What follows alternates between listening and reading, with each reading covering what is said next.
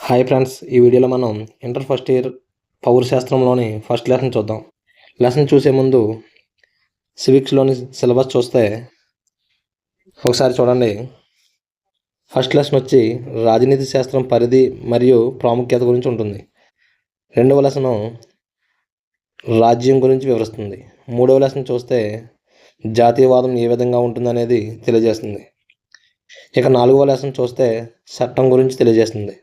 చట్టంలోని రకాల గురించి తెలియజేస్తుంది. ఈ లెసన్ మనకు 8th క్లాస్లోని చట్టం అనే లెసన్లోని కలిసి ఉంటుంది. ఇక 5వ లెసన్ చూస్తే స్వేచ్ఛ సమానత్వం. దీనికి రిలేటివ్గా మనకు 9th క్లాస్లో కూడా ఒక లెసన్ ఉంటుందండి.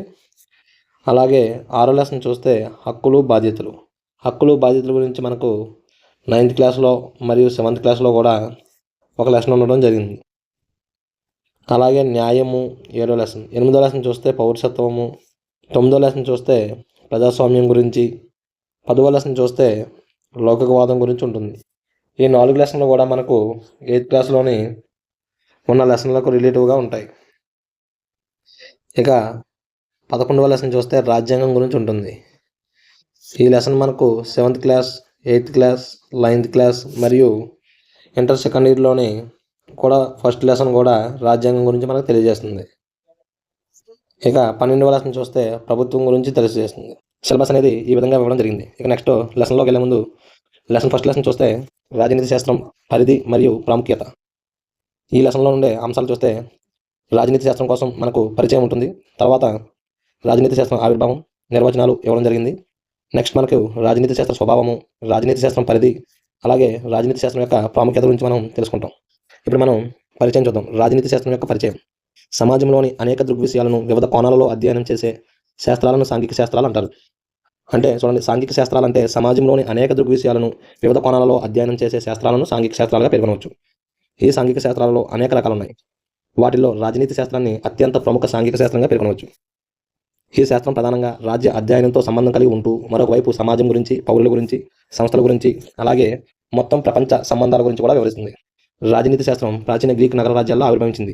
మొదటి Greek నగరాలైన Athens, కోరింథ్, మోసిడోనియా, Thebes, Sparta, melon నగరాలలో నాగరికత విరజిల్లినట్టుగా రాజనీతి శాస్త్రజ్ఞులు వివరించారు. ఇక్కడ చూడండి, రాజనీతి శాస్త్రం అని మొదటగా గ్రీక్ నగరాల్లోనే ఆవిర్భవించిందండి. ఆ నగరాలు ఏంటంటే ఎథెన్స్, కోరింథ్, మోసిడోనియా, థేబ్స్, స్పార్టా, మిలాన్ నగరాల్లో బాగా విరజిల్లినట్టు రాజనీతి శాస్త్రజ్ఞులు వివరించారు. ఈ నగర రాజ్యాలు ఏ విధంగా ఉండేవంటే సార్వభౌమాధికారాన్ని కలిగి ఉండేవి, అలాగే స్వయం సమృద్ధి కలిగి ఉండేవి, ఇంకా స్వయం ఆధారితలను కలిగి ఉండేవి. మరియు ప్రొఫెసర్ కాల్టిన్ వీటిని నగర సమాజాలుగా అభివర్ణించారండి. చూడండి, ప్రొఫెసర్ కాల్టిన్ ఈ నగర రాజ్యాలను ఏమని వర్ణించారంటే నగర సమాజాలుగా వర్ణించారు. ఈ నగరంలోని 3 రకాలకు చెందిన వారు నివసించేవారు. వారు ఎవరంటే పౌరులు, మరియు విదేశీయులు, మరియు బానిసలు. ఈ 3 రకాలకు చెందిన ప్రజలు నివసించేవారు. వీరిలోని పౌరులు నగర రాజ్యాల కార్యక్రమాలలో చురుగ్గా పాల్గొనేవారు. అయితే వీరి సంఖ్య చాలా తక్కువ. ఉదాహరణకు క్రీస్తుపూర్వం 5వ శతాబ్దంలో నగర రాజ్యాల పౌరులుగా అతి ప్రముఖుల్లో పెరిక్లీస్, సోక్రటీస్, ఎపిలాస్ మరియు సపక్లాస్, యూరిపిడస్ వంటి వారు మాత్రమే ఉన్నారు. మరోవైపు విదేశీయులు తాత్కాలిక ప్రతిపాదికను నివసిస్తూ ఏ విధమైన రాజకీయ హక్కులను లేకుండా కొన్ని ప్రత్యేకమైన సౌకర్యాలు కలిగి ఉండేవారు. విదేశీయులు చూడండి, ఆ నగరాల్లో ఎటువంటి రాజకీయ హక్కులు లేవండి, కేవలం ప్రత్యేక సౌకర్యాలు మాత్రం కలిగి ఉండేవారు. ఒక బానిసలు పౌరులపై ఆధారపడి జీవించేవారు. వీరికి బాధ్యతలు తప్ప హక్కులు ఉండవు. బానిసలకు అసలు హక్కులు కూడా ఉండవండి. రాజనీతి శాస్త్రం పైన పేర్కొన్న అంశాల గురించి చర్చించింది. అలాగే రాజనీతి శాస్త్రం ఆవిర్భావం గురించి చూస్తే రాజనీతి శాస్త్రం పితామహుడైన అరిస్టాటిల్ పాలిటిక్స్ అనే గ్రంథంలోని పాలిటిక్స్ అనే పదాన్ని మొదటిసారిగా ఉపయోగించారు. పాలిటిక్స్ అనే పదం పోలిస్ లేదా పొలిటికస్ అనే లాటిన్ పదాల నుంచి ఉద్భవించేయండి. ఏ పదాలండి? పాలిటిక్స్ అనేది పోలిస్ మరియు పొలిటికస్ అనే లాటిన్ పదాల నుండి రావడం జరిగింది. మరి ఈ పదాలకు అర్థం ఏమిటంటే నగర రాజ్యం అని అర్థం అండి. పోలిస్ మరియు పొలిటికస్కి అర్థం ఏమిటంటే నగర రాజ్యం అని అర్థం అండి. ఇక చూడండి, అరిస్టాటిల్ మానవుడిని సంఘజీవి అని వర్ణించడం జరిగిందండి. అలాగే రాజనీతి శాస్త్రం అనేది వ్యక్తుల యొక్క కనీస అవసరాలను తీర్చడానికి ఏర్పడింది అని అభిప్రాయపడ్డాడండి. అలాగే వ్యక్తులకు ఉత్తమ ఆదర్శవంతమైన జీవనాన్ని అందించడానికి రాజ్యం నిరంతరం పాటుపడుతుందన్నాడు. అతని అభిప్రాయంలో రాజ్యం ఒకటే వ్యక్తులు సర్వముఖ అభివృద్ధికి కృషి చేసే ఏకైక సాధనంగా పేర్కొన్నాడు. తర్వాత చూస్తే రాజనీతి శాస్త్రాన్ని మొదటిసారిగా లండన్ స్కూల్ ఆఫ్ ఎకనామిక్స్ వారు 1895లో రాజనీతి శాస్త్రం ఒక ప్రముఖమైన విద్యా అంశంగాను, స్వతంత్ర విభాగంగాను మరియు బోధన పరిశోధనకు అనువైనదిగా గుర్తించారు. ఆ తర్వాత లండన్ స్కూల్ ఆఫ్ ఎకనామిక్స్ చెందిన ప్రముఖ రాజనీతి శాస్త్రవేత్తలు ఆచార్య హెరాల్డ్ జే లాస్కీ అభివృద్ధి చెందుతున్న దేశాలలో రాజనీతి శాస్త్రానికి తగిన ప్రాచుర్యాన్ని కల్పించాలని చెప్పాడు. ఇక నెక్స్ట్ రాజనీతి శాస్త్ర నిర్వచనాలు చూస్తే, రాజనీతి శాస్త్ర నిర్వచనాలని వివిధ రకాలుగా నిర్వచించారు. వాటిని 2 రకాలుగా వర్గీకరించడం జరిగింది. చూడండి, రాజనీతి శాస్త్ర నిర్వచనాలు 2 రకాలుగా వర్గీకరించారు. 1 సాంప్రదాయ నిర్వచనాలు, 2 ఆధునిక నిర్వచనాలు అండి. రాజనీతి శాస్త్ర నిర్వచనాలు ఎన్ని రకాలుగా వర్గీకరించారంటే 2 రకాలుగా గుర్తుంచుకోవాలి మనం. అవి 1 సాంప్రదాయక నిర్వచనాలు, 2 ఆధునిక నిర్వచనాలు. ఇక సాంప్రదాయ నిర్వచనాలు చూస్తే, సాంప్రదాయక నిర్వచనాలని మరలా 3 ఉపవర్గాలుగా వర్గీకరించారు. చూడండి, రాజనీతి శాస్త్ర నిర్వచనాలు 2 రకాలుగా వర్గీకరించారు. 1 సాంప్రదాయము. ఇప్పుడు మనం ఆ 3 ఉపవర్గాలు చూద్దాం. మొదటిది చూస్తే రాజ్యం గురించి అధ్యయనం చేసేది, రెండవది చూస్తే ప్రభుత్వం గురించి అధ్యయనం చేసేది, మూడవది చూస్తే రాజ్యము ప్రభుత్వం గురించి కలిపి అధ్యయనం చేసేదిగా వర్గీకరించారు. ఇప్పుడు రాజ్యం గురించి అధ్యయనం చేసే శాస్త్రంగా చూస్తే, రాజనీతి తత్వవేత్తలైన జేడబ్ల్యూ గార్నర్, ఆర్జి గెటెల్, అప్పాదొరై. ఇప్పుడు జేడబ్ల్యూ గార్నర్ ఏమని నిర్వచనం ఇచ్చాడంటే, రాజనీతి శాస్త్రం రాజ్యముతో ఆరంభమై రాజ్యంతోనే అంతమవుతుందని చెప్పారు. రాజ్యంతో ఆరంభమై రాజ్యంతో అంతమవుతుందని చెప్పింది ఎవరంటే గార్నర్ అండి. ఇక రెండో వ్యక్తి చూస్తే గెటిల్ ఏమని నిర్వచనం ఇచ్చాడంటే, వర్తమాన కాలంలో ఎలా ఉన్నదో విశ్లేషించి భవిష్యత్తు కాలంలో ఎలా ఉందో అనే అంశంపై జరిపే రాజకీయ నైతిక చర్చల సారాంశమే రాజనీతి శాస్త్రం అని చెప్పారండి. చూడండి, గెటిల్ ఏం చెప్పాడంటే, వర్తమాన కాలంలో ఎలా ఉందో విశ్లేషించి భవిష్యత్తు కాలంలో ఎలా ఉండాలో అనే అంశంపై చర్చ జరిపే రాజకీయ నైతిక చర్చల సారాంశాన్నే రాజనీతి శాస్త్రం అని చెప్పారు. మరి అప్పాదొరై ఏం చెప్పాడంటే, రాజ్య మనుగడకు అభివృద్ధికి అవసరమైన పరిస్థితుల గురించి అధ్యయనం చేసే శాస్త్రమే రాజనీతి శాస్త్రం అని చెప్పాడండి. ఏం చెప్పాడండి ఒకసారి చూడండి, రాజ్య మనుగడకు అభివృద్ధికి అవసరమైన పరిస్థితులను అధ్యయనం చేసే శాస్త్రమే రాజనీతి శాస్త్రం అని పేర్కొన్నారు. మరి రెండవది చూస్తే ప్రభుత్వం గురించి అధ్యయనం చేసే శాస్త్రంగా రాజనీతి శాస్త్రం. రాజనీతి తత్వవేత్తలైన స్టీఫెన్ లెకాక్, జాన్ రిచర్డ్ సిలీ మరియు ఇతరులు రాజనీతి శాస్త్రం ప్రభుత్వం గురించి అధ్యయనం చేస్తుందని తెలిపారు. మొదటగా స్టీఫెన్ లెకాక్ ఏమని నిర్వచనం ఇచ్చాడంటే, రాజనీతి శాస్త్రం అంటే ప్రభుత్వం గురించి అధ్యయనం చేసే శాస్త్రంగా వర్ణించారు. ఇక జాన్ రిచర్డ్ సిలీ ఏమని నిర్వచనం ఇచ్చారంటే, ప్రభుత్వ దృగ్విషయాన్ని గురించి పరిశోధన జరిపే శాస్త్రమే రాజనీతి శాస్త్రం అని చెప్పాడు. ఏం చెప్పారండి, ప్రభుత్వ దృగ్విషయాన్ని గురించి. మరి స్టీఫెన్ లెకాక్ ఏమంటే ప్రభుత్వం గురించి. 2 నిర్వచనాలు దాదాపుగా ఒకలాగా ఉన్నాయండి. ఇక మూడోది చూస్తే మనం రాజ్యము ప్రభుత్వం గురించి అధ్యయనం చేసే శాస్త్రంగా రాజనీతి శాస్త్రం. దీనికి సంబంధించిన రాజనీతి తత్వవేత్తలైన పాల్ జానెట్ మరియు ఆరన్ గ్రిల్కిస్ట్, అలాగే డెమాక్, ప్రొఫెసర్ కాట్లిన్ మరియు ఇతరులు రాజనీతి శాస్త్రం రాజ్యాన్ని మరియు ప్రభుత్వాన్ని గురించి అధ్యయనం చేస్తుందని చెప్పారు. మొదటగా పాల్ జానెట్, రాజనీతి శాస్త్రం అంటే రాజ్య మూలాధారాలను మరియు ప్రభుత్వ సూత్రాలను గురించి తెలియజేసే సామాజిక శాస్త్రంలోని ఒక విభాగంగా చెప్పాడు. ఏం చెప్పారండి, రాజ్య మూల ఆధారాలను మరియు ప్రభుత్వ సూత్రాల గురించి తెలియజేసే సామాజిక శాస్త్రంలో ఒక భాగం అని చెప్పారండి. ఇక గ్రిల్కిస్ట్ చూస్తే రాజ్యము మరియు ప్రభుత్వ సూత్రాలను అధ్యయనం చేసే శాస్త్రమే రాజనీతి శాస్త్రం. ఇక డెమాక్ చూస్తే డెమాక్ కూడా సేమ్ అలాగే చెప్పానండి, రాజ్యము మరియు ప్రభుత్వ సూత్రాలను అధ్యయనం చేసే శాస్త్రమే రాజనీతి శాస్త్రం అని చెప్పాడు. ఇక నాలుగో వ్యక్తి చూస్తే ప్రొఫెసర్ కాట్లిన్, ఈయన ప్రభుత్వాంగాలు మరియు వ్యక్తుల రాజకీయ కార్యకలాపాలను అధ్యయనం చేసే శాస్త్రంగా రాజనీతి శాస్త్రాన్ని వర్ణించాడు. ఈయన 2 ఇచ్చారు చూడండి, ప్రభుత్వాంగాలు మరియు వ్యక్తుల యొక్క రాజకీయ కార్యకలాపాలను అధ్యయనం చేసే శాస్త్రంగా వర్ణించాడు. ఇక నెక్స్ట్ చూస్తే మనం ఆధునిక నిర్వచనాలు. ఆధునిక నిర్వచనాలు చూస్తే, ఆధునిక రాజనీతి శాస్త్రజ్ఞుల దృష్టిలో సాంప్రదాయక నిర్వచనం చాలా సంకుచితంగాను, న్యాయంగాను, సంస్థాగత దృక్పథంతో కూడి ఉన్నవని వారు అభిప్రాయపడ్డారు. 2వ ప్రపంచ యుద్ధం తర్వాత రాజనీతి శాస్త్ర దృష్టి రాజకీయ సంస్థల నుంచి రాజకీయ ప్రక్రియల వైపు మళ్ళింది. ఇవి చూస్తే ఆధునిక రాజనీతి శాస్త్రజ్ఞులు రాజనీతి శాస్త్ర నిర్వచనాలను 2 ఉపతరగతులుగా విభజించారు. ఈ రెండిట్లోనూ మొదటిది చూస్తే శక్తిని అధ్యయనం చేసే శాస్త్రంగాను, రెండవది చూస్తే విలువల పెంపకాన్ని అధ్యయనం చేసే శాస్త్రంగాను వర్గీకరించారు. ఇప్పుడు శక్తిని అధ్యయనం చేసే శాస్త్రంగా చూస్తే లాస్వెల్ మరియు కాప్లెన్ అనే రాజనీతి శాస్త్రజ్ఞులు రాజనీతి శాస్త్రం ఒక అనుభవాత్మక శాస్త్రంగా ఉంటూ అధికార రూపకల్పన, అధికారాల భాగస్వామ్యం గురించి అధ్యయనం చేసిందని చెప్పారు. ఏం చెప్పారు చూడండి ఇక్కడ, లాస్వెల్ మరియు కాప్లెన్ అధికారాల రూపకల్పన మరియు అధికారాల భాగస్వామ్యం గురించి అధ్యయనం చేస్తుంది. అలాగే నెక్స్ట్ విలియం ఏ రాబిన్సన్ చూస్తే రాజనీతి శాస్త్రం ప్రధానంగా సమాజంలోని అధికారానికి సంబంధించిందిగా చెప్పారు. ఈయన ఏం చెప్పారంటే సమాజంలో అధికారానికి సంబంధించిందిగా చెప్పాడు. ఇక రాజనీతి శాస్త్రం విలువల పెంపకాన్ని అధ్యయనం చేసే శాస్త్రంగా చూస్తే అందులోని డేవిడ్ ఈస్టన్ అనే రాజనీతి శాస్త్రజ్ఞుడు రాజనీతి శాస్త్రం అనేది సమాజం కోసం విలువలను అధికారయుతంగా పంపిణీ చేయడానికి సంబంధించిన అధ్యయనం చేస్తుందని చెప్పారు. ఏం చెప్పాడండి, సమాజం కోసం విలువలను అధికారయుతంగా పంపిణీ చేసే శాస్త్రంగా వర్ణించాడు. ఇక తర్వాత చూస్తే హిల్మన్ అండి. హిల్మన్ ఏమని చెప్పాడంటే రాజనీతి శాస్త్రం ఎవరు, ఎప్పుడు, ఎక్కడ, ఏమి, ఎలా పొందుతారో అధ్యయనం చేసే శాస్త్రంగా వర్ణించాడు. ఇప్పుడు పైన పేర్కొన్న ఆధునిక నిర్వచనాలు రాజకీయ సంస్థల అధికారాలు, ఇతర కార్యకలాపాలను మూల్యాంకనం చేసే అంశాల అధ్యయనంగా రాజనీతి శాస్త్రాన్ని పరిగణించాలని మనం చెప్పవచ్చు. మొత్తం మీద పైన పేర్కొన్న వివిధ రకాల నిర్వచనాలు రాజనీతి శాస్త్రం సమాజము, ప్రభుత్వము, రాజ్యము, అంతర్జాతీయ సంస్థలకు సంబంధించిన విషయాలను చర్చించే శాస్త్రమని వాస్తవాన్ని తెలుపుతాయి.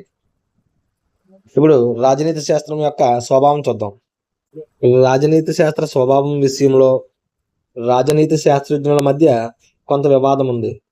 కొంతమంది రాజనీతి శాస్త్రాన్ని ఒక శాస్త్రంగాను, మరికొంతమంది ఒక కళగాను భావించారు.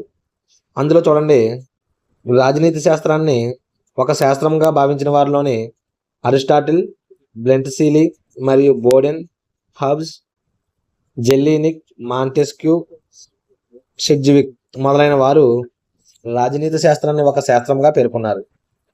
అలాగే రాజనీతి శాస్త్రాన్ని కళగా పేర్కొన్న రాజనీతి శాస్త్రజ్ఞులు ఎవరంటే Barker, Colin, Mainland, JS Mill వంటి రాజనీతి శాస్త్రజ్ఞులు రాజనీతి శాస్త్రాన్ని ఒక కళగా పేర్కొన్నారు. ఇక నెక్స్ట్ మనం చూస్తే రాజనీతి శాస్త్రం యొక్క పరిధి. ఇందులోని రాజనీతి శాస్త్ర విషయ పరిధి అంటే ఆ శాస్త్ర అధ్యయనంలో వర్తించే పాఠ్యాంశాలుగా భావించవచ్చు. రాజనీతి శాస్త్రానికి స్థూలంగా 2 ప్రధానమైన పరిమితులు ఉంటాయని భావించారు. ఎన్నండి 2, అది 1 పరిమిత పరిధి మరియు 2 విశాల పరిధి.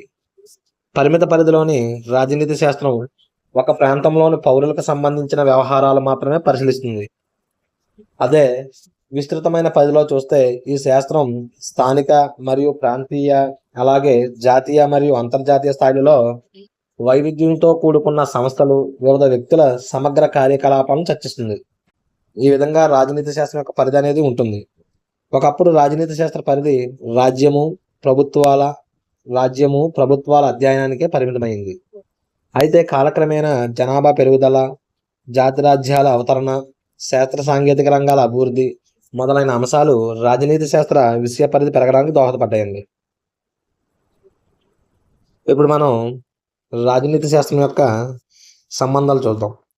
సమాజము, రాజ్యంతో మానవుని గల సంబంధాలు అధ్యయనం చేసే శాస్త్రంగా చూస్తే మానవుడు సంఘజీవి అని అరిస్టాటిల్ భావించాడు. రాజనీతి శాస్త్రం మానవునికి, సమాజానికి మధ్య గల సంబంధాన్ని వివరిస్తుంది. ఈ సందర్భంలో రాజనీతి శాస్త్ర అధ్యయనం వ్యక్తికి, సమాజానికి ఎంతో ప్రాముఖ్యత కలిగినదిగా దిలాన్ అనే పండితుడు భావించాడు. ఇక రాజనీతి శాస్త్రం రాజ్య అధ్యయనంగా చూస్తే పాల్ జానెట్, బెంట్స్లీ, గార్నర్ లాంటి రాజనీతి శాస్త్రజ్ఞులు రాజ్యాంగానికి సంబంధించిన అధ్యయన శాస్త్రంగా పరిగణించారు.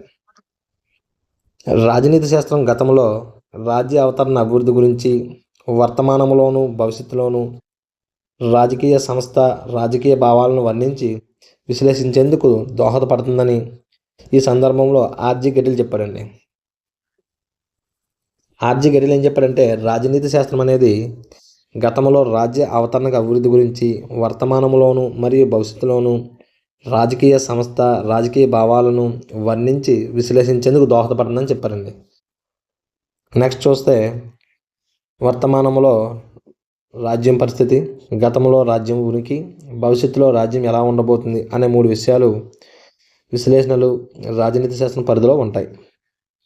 వర్తమానంలో రాజ్యం పరిస్థితి ఏ విధంగా ఉండేదంటే రాజనీతి శాస్త్రం వర్తమాన కాలంలో రాజ్యం పరిస్థితిని చర్చిస్తుంది.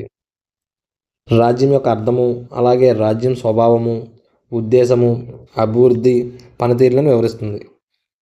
వర్తమానంలో ఏం చేస్తుందంటే రాజనీతి శాస్త్రం అనేది రాజ్యం యొక్క అర్థం తెలియజేస్తుంది, అలాగే రాజ్యం యొక్క స్వభావం ఏ విధంగా ఉంటుందో తెలియజేస్తుంది, మరియు రాజ్యం ఏ ఉద్దేశంతో ఏర్పడిందో తెలియజేస్తుంది, అభివృద్ధి మరియు పనితీరు ఎలా ఉండాలనేది వివరిస్తుంది.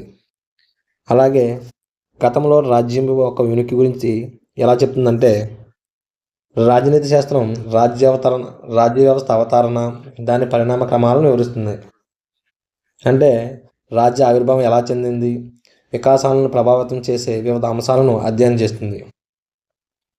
ఇక భవిష్యత్తులో రాజ్యం ఎలా ఉండాలి అనేది చూస్తే ఆదర్శ రాజ్య సూత్రాలను మరియు భావాలను నిర్ణయించే అంశాలను రాజనీతి శాస్త్రం అధ్యయనం చేస్తుంది. మొత్తం మీద రాజనీతి శాస్త్ర పరిధిలో రాజ్య స్వభావము, ఆవిర్భావము, పరిణామము, అభివృద్ధి వంటి అనేక అంశాలు ఉంటాయని చెప్పవచ్చు. ఇక ప్రభుత్వ అధ్యయనంగా రాజనీతి శాస్త్రం చూస్తే రాజనీతి శాస్త్రం పరిధిలో ప్రభుత్వం గురించి అనేక అంశాలు ఉన్నాయి. స్టీఫెన్ లెకాక్ మరియు జాన్ రిచర్డ్ సిల్లీ లాంటి కొందరు రాజనీతి శాస్త్రవేత్తలు వారి ప్రకారం ఈ శాస్త్రం ప్రభుత్వం గురించి అధ్యయనం చేస్తుంది. అలాగే రాజనీతి శాస్త్రం ప్రభుత్వానికి గల అర్థం, నిర్మితి, రకాల స్వభావము, కర్తవ్యాలను అధ్యయనం చేస్తుంది. ఇక చూస్తే ప్రభుత్వాల గురించి చర్చించేటప్పుడు ప్రభుత్వాల వర్గీకరణ గురించి చర్చిస్తుంది. అలాగే రాజనీతి శాస్త్రం సంఘాలు, సంస్థలు అధ్యయనం చూద్దాం. సంఘాలను, సంస్థలను ఏ విధంగా అధ్యయనం చేస్తుందంటే రాజ్యము వ్యక్తుల రాజకీయ అవసరాలు తీర్చగా, సంఘాలు, సంస్థలు అనేవి వ్యక్తుల నైతిక, మత, సాంస్కృతిక, వైజ్ఞానిక, సాంకేతిక ప్రగతికి సంబంధించిన విషయాలపై సహాయంగా ఉంటాయి. అవి స్థానిక మరియు జాతీయ, అంతర్జాతీయ స్థాయిలో తమ కార్యకలాపాలను నిర్వహిస్తూ ఉంటాయి. ఇక రాజనీతి శాస్త్రం హక్కులు, బాధ్యతల అధ్యయనం ఏ విధంగా చేస్తుందంటే రాజనీతి శాస్త్ర పరిధి వ్యక్తుల హక్కులను, బాధ్యతలను గురించి అధ్యయనంగా ఉంటుంది. రాజ్యం పట్ల పౌరులు కొన్ని బాధ్యతలు కలిగి ఉంటారు. అటువంటి బాధ్యతలలో పన్నుల చెల్లింపు, శాసన విధేయత లాంటివి ఉంటాయి. రాజనీతి శాస్త్రం పౌరుల హక్కుల, బాధ్యత ప్రాముఖ్యతను వివరిస్తుంది. అలాగే రాజనీతి శాస్త్రం జాతీయ, అంతర్జాతీయ అంశంగా అధ్యయనం ఎలా చేస్తుందంటే రాజనీతి శాస్త్రం రాజ్యాలు, దేశీయ విధానాలతో పాటుగా ప్రాంతీయ కూటములు మొదలుకొని అంతర్జాతీయ సంస్థలకు విస్తరించిన అంశాల గురించి చర్చిస్తుంది. అలాగే అంతర్జాతీయంగా ఉన్న దౌత్య నీతి, అంతర్జాతీయ రాజకీయాలు, అంతర్జాతీయ న్యాయము, అంతర్జాతీయ సంస్థలు వంటి అనేక అంశాలు ఈ శాస్త్రంలో అధ్యయనం చేస్తుంది. ఇక శక్తి అధ్యయనంగా చూస్తే 20వ శతాబ్దం నాటి ప్రవర్తనవాదులు రాజనీతి శాస్త్రాన్ని రాజకీయ శక్తి నిర్మాణంగా, దాని భాగస్వాముల గురించి అధ్యయనం చేసే శాస్త్రంగా వివరించారు. ఈ శాస్త్రం శక్తి ఏ విధంగా దక్కించుకోబడి వినియోగించబడుతుందనేది విషయాన్ని వివరిస్తుంది. అంతేకాకుండా రాజకీయ ప్రసరణ, ప్రయోజనాల వ్యక్తీకరణ, ప్రయోజనాల సమీకరణల వంటి లాంఛనప్రాయం కాని రాజకీయ శక్తి దృక్కోణాలు కూడా ఈ శాస్త్రం అధ్యయనంలో భాగంగా ఉన్నాయన్నారు. ప్రభుత్వ విధానాల అధ్యయనం డేవిడ్ ఈస్టన్ అండర్సన్ మరియు చార్లెస్ లాండ్బామ్ వంటి ఆధునిక రాజనీతి శాస్త్రవేత్తలు రాజనీతి శాస్త్రాన్ని విధాన శాస్త్రమని వాదించారు. అయితే ప్రభుత్వ విధాన రూపకల్పన, అమలు మరియు మూల్యాంకనకు సంబంధించిందన్నారు. ఒక రాజ్యం యొక్క ప్రభుత్వ విధానాన్ని అధ్యయనం చేసే సందర్భంలో అంతర్జాతీయ సంబంధాల పరంగా, దౌత్యపరమైన, ఆర్థిక, సైనికపరమైన అంశాలకు శాస్త్రీయ వ్యూహరచన మరియు రూపకల్పనకు కీలక పాత్ర పోషిస్తుందని పేర్కొన్నారు. తర్వాత లాస్ట్గా చూస్తే రాజనీతి శాస్త్రం యొక్క ప్రాముఖ్యత.